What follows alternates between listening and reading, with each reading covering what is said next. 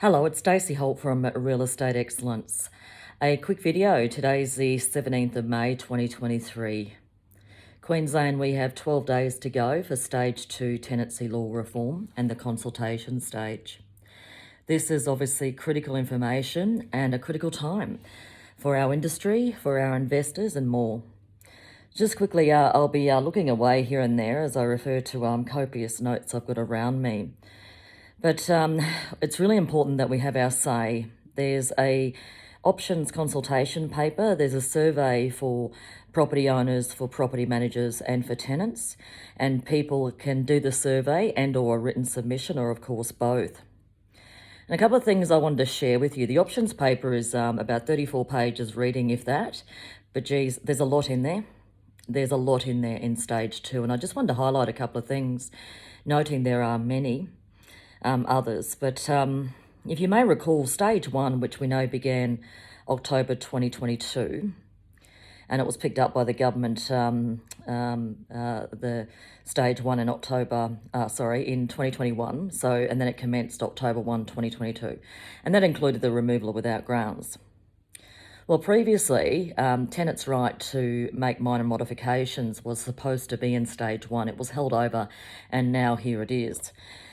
Now, part of Stage 2 proposal, that again we're in the consultation stage with 12 days to go for anyone and everyone to have their say, is tenants' right to make minor personalisation changes, and particularly to do with safety and accessibility, plus installing modifications such as gardens, picture hooks and more. But there's provisos on that. Tenant also making good upon vacate using a qualified contractor. But there's a lot in that part of Stage 1 in relation to tenants' right to install modifications and or make minor, is what it's called, the government have called, minor personalisation changes. And if you may recall, way back when the consultation 2018-2019, part of the major theme of the government was the tenant's right to make a house a home. So be sure to review that and have your say. Now, one of the things that's got me quite concerned and perplexed, but is a lot of change proposed. Remember, this is all consultation. It's a bit to go yet, and we need to have our say. But under the headline, Balancing Privacy and Access, now part of that is limiting entry to once annually if the tenant supports virtual inspections of some kind. Limit the first general inspection to the first 3 months. Extend entry notice that are currently 24 hours, such as the show of prospective buyer, abandonment, prospective tenant, from 24 hours, which it's currently, to 72 hours. And require reasonable steps to have the tenant be at any entry and to be present. So there's also new additional grounds which the Act is silent on a couple of matters, particularly relating to sales, which to me look quite positive. There's also a massive proposal in relation to the rental vacate bond process, and if we're claiming the bond, to provide evidence of the claim. So couldn't claim the bond as a lessor agent unless you had evidence to prove the claim. So there's a fair bit around there. And that's under the heading of improving the rental bond process. Fairer fees and charges, limiting what a tenant could be charged if they breach the agreement by ending early.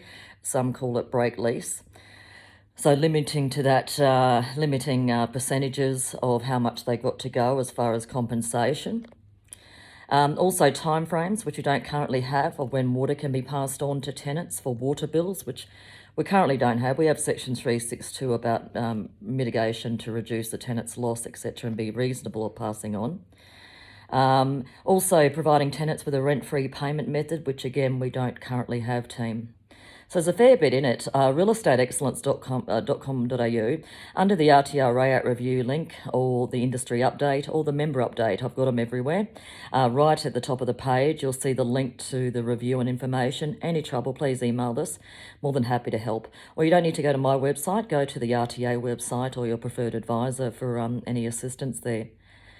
29th of May 2023, 5 p.m. is when this closes.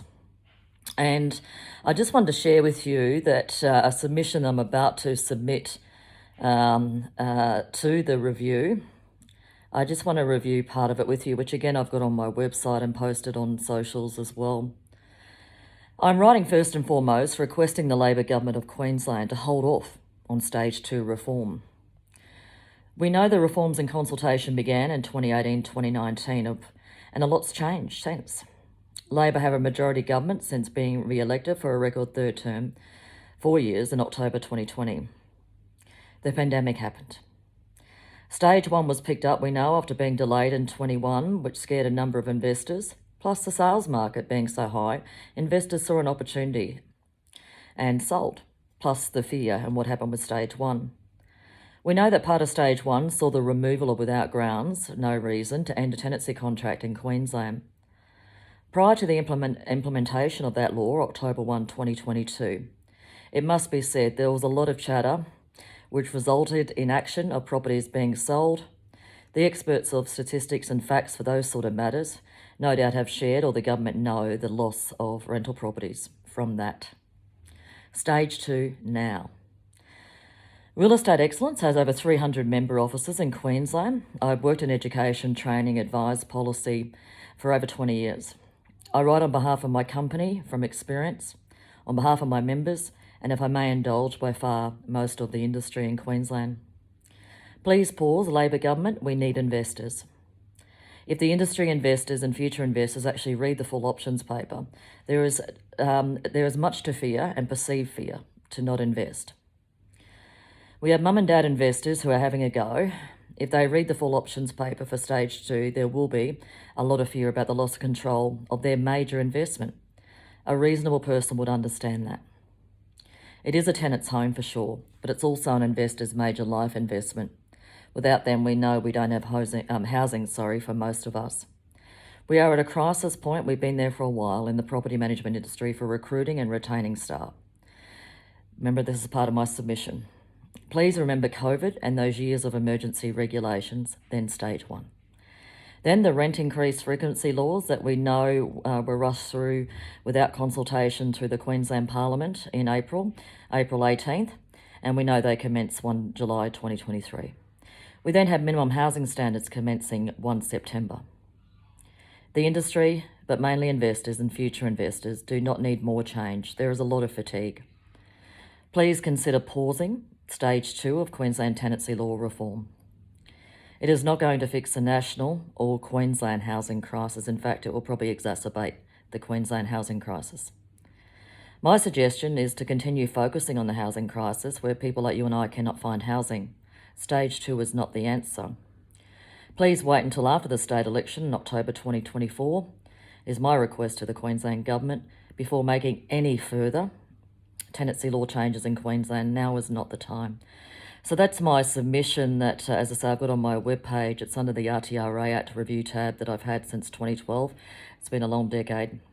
So realestateexcellence.com.au, you'll find the link to the reform consultation, Stage 2, or the RTO website, or your preferred advisor. And sorry for the shaking there. I'm just trying to hold the phone, plus a lot of other notes here, so I'm so sorry.